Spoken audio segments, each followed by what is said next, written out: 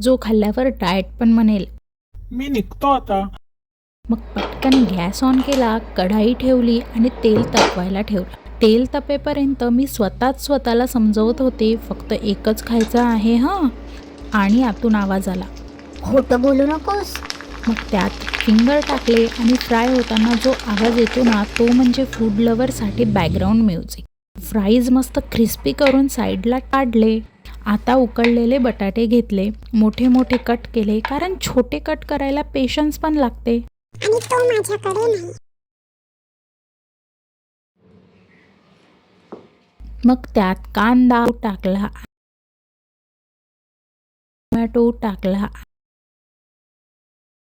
आणि आता सुरू झाली पावडरची बारात. मीठ, चाट मसाला, जिरे पावडर, लाल तिखट, धनी पावडर आणि हो, मी यात हिरवी मिरची आणि गरम मसाला नाही टाकला. कारण जास्त तिखट झालं की टेस्ट कमी आणि नाकातून पाणी जास्त येतं. एका छोट्या कढाईमध्ये थोडंसं तेल घातलं, त्यात मोहरी आणि जिरे टाकले आणि तडका पोटॅटो मिक्सरमध्ये टाकला. वरून सांबार टाकला आणि मग हाताने मस्त कुचकरून घेतलं.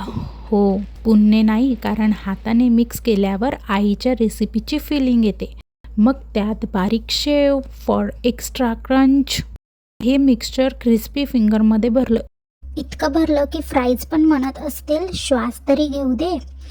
वरून दोन्ही साईडने आलू भुजिया लावली आणि सर्व केलं.